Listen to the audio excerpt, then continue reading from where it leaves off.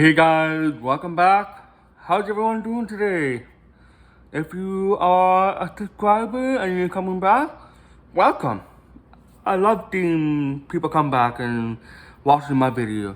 And if you're new, hit that subscribe button. Okay? Anyways, today I'm gonna be talking about my first job. Boy, oh boy. Well, my first job, I worked at Walmart. Yes, I worked at Walmart. That was my first job when I was in grade 10. So I would have been 15 years old. That was my first job. Working at Walmart, and I was a store standards associate, which means I do all the dirty work. I was the cart pusher. I had to clean the bathrooms, and my God, people, if you go use the washroom at Walmart, flush the toilets after. Oh my God. Some of the, I've seen some awful, people flush your toilet, okay? So easy. Do your business, wipe, and you see that little handle? You push on that. Because you would be surprised at how often I would have to go in the bathroom and I'll have a nice little surprise waiting for me, and it was gross. So, flush, okay? So, anyways, my first job, so I was very happy to have my first job. And I remember I was making $6.75 an hour. Woo. That was big money for me back then.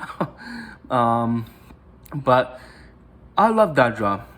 I learned a lot with that job. I got that job through a friend of mine. My friend at the time, his dad worked at Walmart. And I was having a hard time finding work because a lot of employers, still to this day, no matter how old you are, when they find out that you're hard of hearing or you're deaf, they don't usually give you a shot.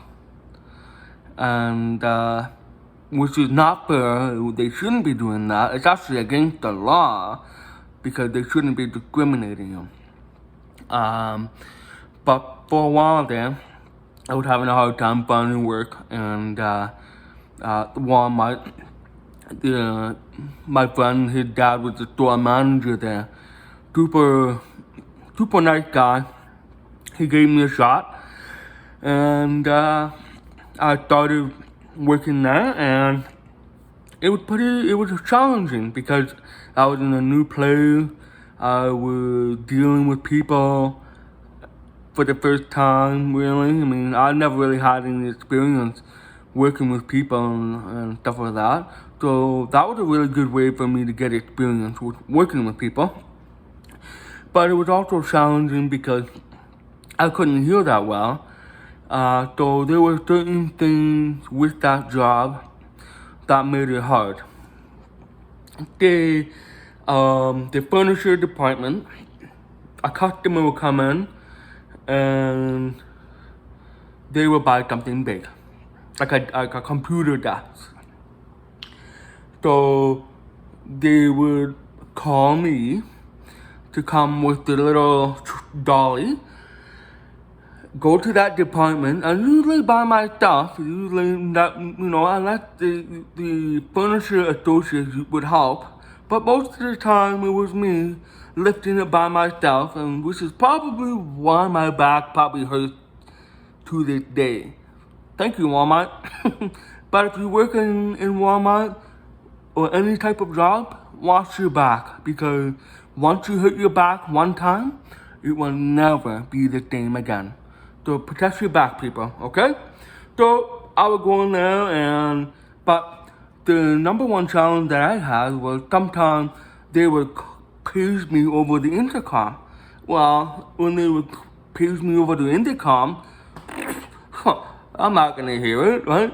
So Walmart, my employer, actually all employers have to give you reasonable, I'm talking reasonable, they can't just go and buy you a $10,000, $15,000 computer to do your job, right? I'm talking reasonable, okay? Within me. Back then, before I guess texting was really a big thing at my age, I had a pager, and it was kind of pretty cool for the time, for my first job.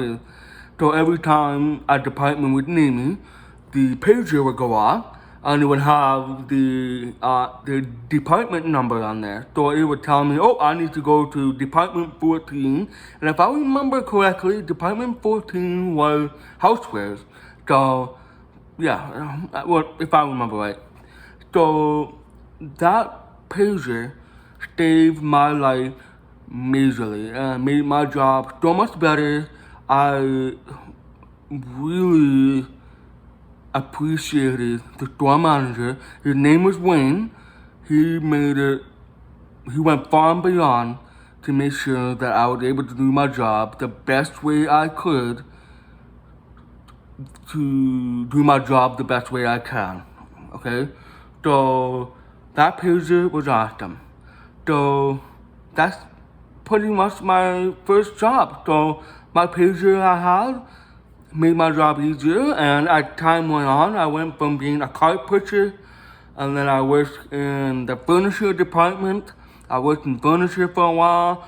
Then I was in the gardening, like seasonal, and then they wanted me to become a department manager.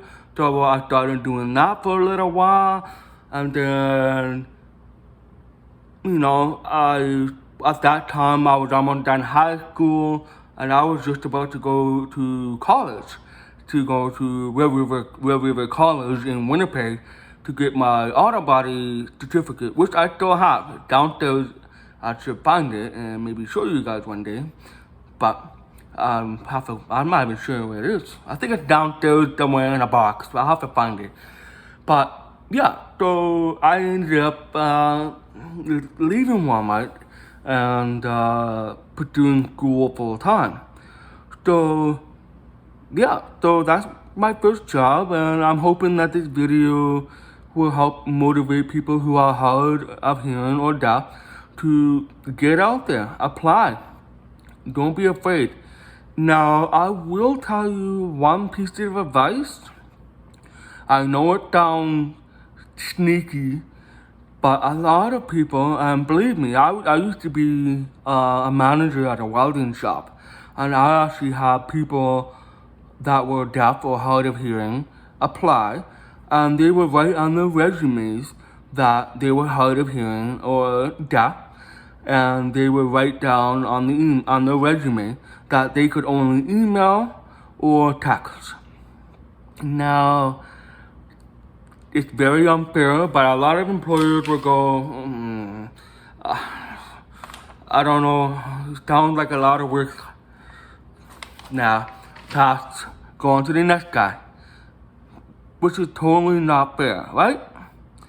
So, what I used to do is, I made my resume out like a normal one, and I never put anything on there that I was hearing impaired or deaf.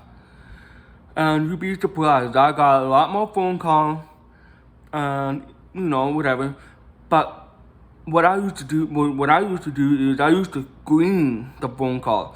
So a place would call me, obviously I wouldn't answer, but they would call me. I would look up that phone number, right? Oh, that is Canadian Tire calling me to the automotive department. Till I applied for a job there working in the automotive department. So at that point okay, now I got them, they like my resume, but they have no idea that I'm deaf or hard of hearing. Now, this gives me a chance to actually go in the store, meet them face to face, and actually get them to know me. My face, hey, I can talk, I can communicate, I can do this job, and don't let anyone tell you that you can't do that job. Okay? So that is probably the one best piece of advice for people who are deaf or hard of hearing. I know you want to put it on your resume because you don't want to miss an opportunity, but my advice, I mean, you don't have to. You have every right to put whatever you want on your resume. But from my experience, when I used to put that I was deaf or hard of hearing and I was only able to communicate by texting or email, I never got a call back. And I had all the qualifications like to do that job, and it made no sense to me. So I got rid of that, and all of a sudden I started getting phone calls, email, and they need to meet you. They need to see who you are as a person, not somebody on a piece of paper. Now I know that's probably a little bit challenging now with this pandemic, but same thing still applies. And just try that. You'd be surprised. You will get a lot more callbacks. And like I said, just screen the phone call, find out what that phone number, and go from there. But that was my experience with my first job and with getting a job. Never mind. Okay? So anyway, hopefully my video helps you out and give you some motivation, and let me know what was your first job? Let me know in the comments below. I love comments. I'll try answering all of them. Okay? So, until next time, please like, share, subscribe. Everyone have a great day, and I'll see you again very soon.